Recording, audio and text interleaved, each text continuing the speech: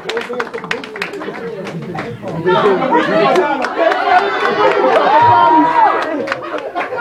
on. What? No, revolutionary. You still got those beats on them. You gotta tap the bottom.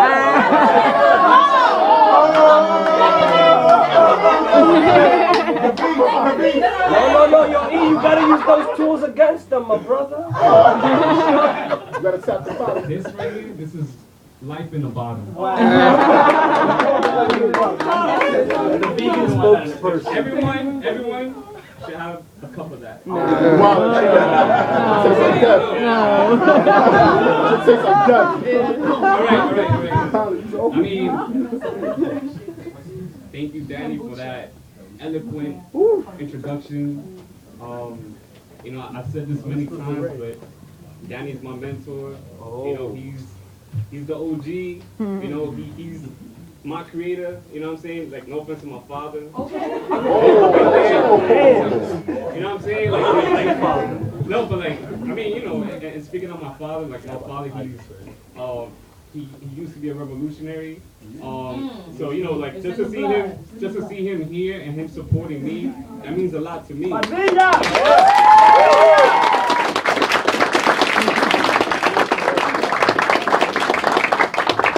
So shout out to my father, you know. Right here. Yeah, but you know, like my father, like he's been through so many problems, you know what I'm saying, like, and you know, like he was in like the struggles of 1965 and onwards. You know, he was arrested multiple times. You know, he stood up against the invasion of the United States. You know, even though he was so young, like he didn't grab a rifle, but he was one of the people with a placard. And he was one of the people denouncing what was going on. And in fact, his brother actually, when him and his brother were locked up, they actually separated the two, and they killed my uncle. They killed his brother, and they disposed of his body. So just to follow up on that legacy, it means a lot to me, and I'm proud to say that you know, even at that, I'm a third generation revolutionary. You know, because his father, my father's father, he combated and he would plot against Trujillo. Trujillo, you know what I'm saying? So just to build up on that legacy means a lot to me, you know. But you know, in terms of Danny though, this guy, yo, I met Danny in 8th grade. You know what I'm saying? In the South Bronx. I was the last graduating class of a school that was about to be shut down. You know, I was doing an after-school program, the photography club, and I met Danny there. He just came through as a substitute. You know, and you know, like he wasn't feeling it. He was like, whatever, you know what I'm saying? But like, I was showing him my exit project. Which was on the Spanish-American War.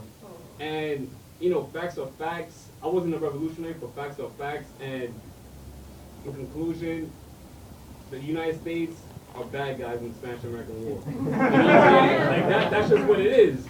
If you look at all the land that they acquired, you know, that's how they said it. They said that they acquired this land.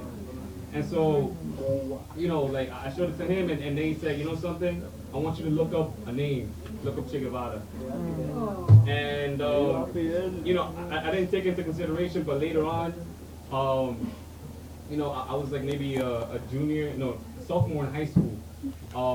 I started to be very critical on, like, you know, my curriculum, my education. I started to critique like history and stuff like that. I really started to come around the Cuban Revolution. That was when the fire kind of started to, you know, ether away, you know, eat the crust of my skull, and kind of, you know, but you know, like, I was critical on the Cuban Revolution, and you know, like I remember what my professor said, because I questioned like the whole entire Cuban Missile Crisis, and I said, how come you're not mentioning the fact that the United States had nuclear weapons in Turkey? How come that's not being mentioned? You know what I'm saying? And his response was that his response was that you don't have to know that to pass the exam. So that made it come full circle to me. That made it just come full circle to me. And you know, that's not even including the many times I've been stopped and frisked, just walking to the bodega, walking to school, walking to my friend's house, walking to the park. You know, it doesn't even include that. So you know, like, just through that experience, I connected with my guidance counselor from high school, and my guidance counselor is actually related to Danny. My guidance counselor's kids, like, Danny's their godfather. And it's like, it's incredible, you know what I'm saying? Like it was just bound to happen. I don't know. But God must be real. It's Good Friday, and I'm getting inducted into a communist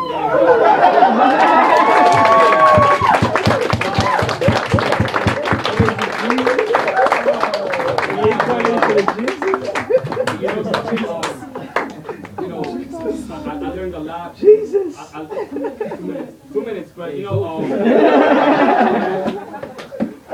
my guidance counselor from high school, like he's revolutionary, and unfortunately he couldn't be here. But he definitely showed his love, and I love him for that. He's like one of my mentors along with Danny. But you know, like I want to say that, you know, like it means a lot to me to just be a part of this collective. It means the world, because you know, just as much as like hip hop is life, like the revolution is life. And you know, like I'm a hip hop head. You guys didn't know. I like the beats. You know, and I'm also a revolutionary head. I'm also a revolutionary head. But you know, I want to just quote Che Guevara. Okay. You know, because like this is very inspirational to me. You know what I'm saying? And it means a lot. So, okay. Will imperialism continue to lose one position after another, or will it, in its bestiality, and as it threatened not long ago, launch a nuclear attack and burn the entire world in an atomic holocaust? We cannot say. We do assert, however, that we must follow the road of liberation, even though it may cost millions of atomic war victims. In the struggle to death between two systems, we cannot think of anything but the final victory of socialism or its relapse as a consequence of the nuclear victory of imperialist aggression. Cuba is at the brink of an invasion, threatened by the most powerful imperialist force of the world, and as such, threatened with atomic death. From its trench, refusing to retreat, Cuba issues a call to arms to all of Latin America. This is a struggle that will not be decided in a few minutes or in an hour of terrible battle. The end of the struggle will take years of bitter encounters causing atrocious suffering. The attack of the Allied imperialists and bourgeoisie forces will time and again force the popular movements to the brink of destruction. But those movements will always come back, strengthened by the support of the people until total liberation is achieved. From here, from its lowly vanguard trench, our people make their voice heard. This is not the song of revolution heading for defeat. It is a revolution anthem destined to be sung internally from the lips of Latin American fighters. It will be echoed by history.